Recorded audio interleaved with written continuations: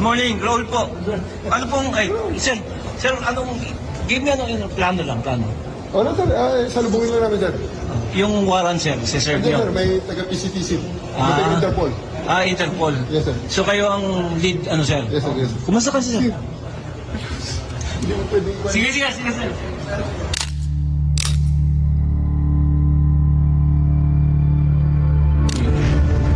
Warrant. So, you will just have to keep. Kung hindi ako papayag, kung kakampi ka dyan sa mga puti, you better go back to them and have the legal. I am a citizen of this country, a former president, and you show me a piece of paper and you're asking me to go with you. That is a serious illegal detention. Former President Rodrigo Duterte cries out illegal detention at Villamor Air Base after he was served an arrest warrant from the International Criminal Court. The former president was arrested upon his arrival at the Ninoy Aquino International Airport on Tuesday, March 11. Duterte's arrest came amid a case before the International Criminal Court for alleged crimes against humanity during his administration's war on drugs. For and against you in the court of law. And I want to ask you sir if you understand these rights. Of course, coming from you, it's very clear.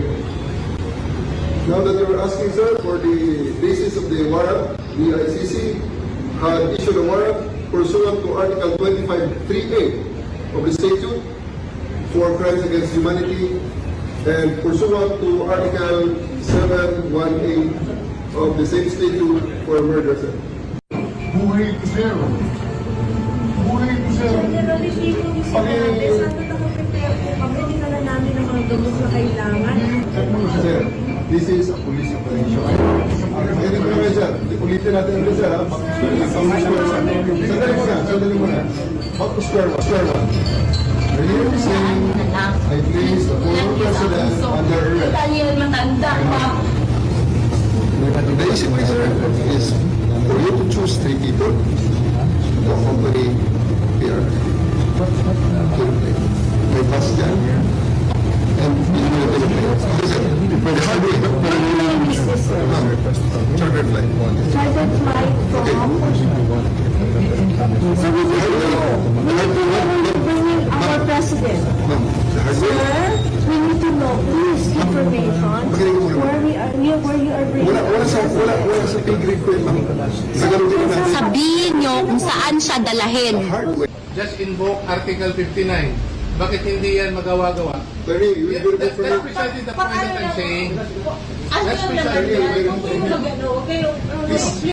Bawal the right to counsel is something that has to be observed and respected. Kayong mga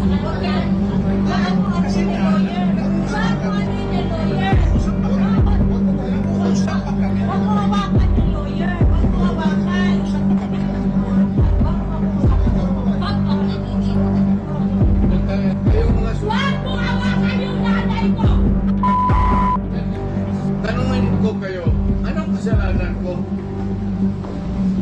Matanong nga. Kayo, nandito lang kayo lahat. Ikaw, tanungin kita, anong kasalanan ko?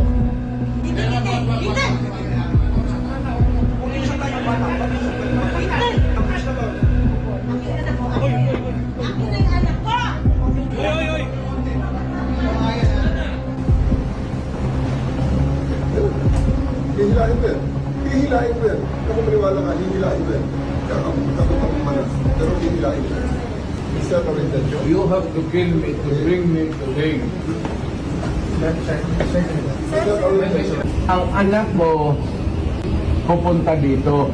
Yes sir, hindi pa pasukin sir. Hindi ninyo, ikaw, Yes sir. hindi mo Upon my orders. hindi mo pinapasok. Yes sir, upon my orders sir. Ang sabi ko, ang abogado ko, ang anak ko na babae, They can visit you at your detention center sir. Hindi nila ako pinapapasok dito sa airbase. Nakiusap ako kung pwedeng makausap ko personal si former President Rodrigo Duterte para mabigyan ko siya ng instructions and then makabigay din siya ng instructions sa si General Marbil daw ang in charge ng buong William Moore Military Air Base ngayon. Saan ka ba naman nakahanap ng military air base na chief PNP ang in charge at siya ang nagsasabi kung sino ang pwedeng pumasok at hindi pumasok. But you are the second highest official dito sa ating bansa. Pero parang pamumulitika ba ito sa tingin niyo? Alright, oo. Very much pamumulitika ito. Kahit ang ibang bansa nagsalita na.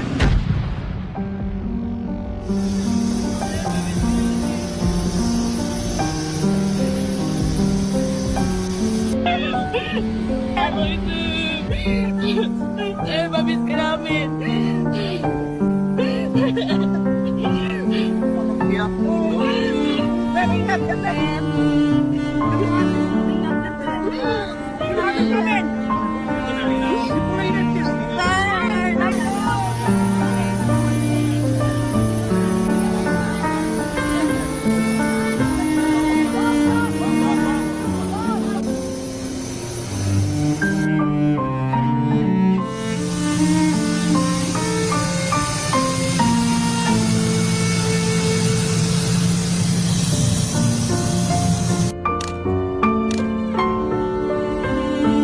Ikaw ho ba nagplano ng lahat ng ito? Hindi naman. It was a group effort. Secretary Chidoro was there, Secretary Anyong was there too, and the President and I.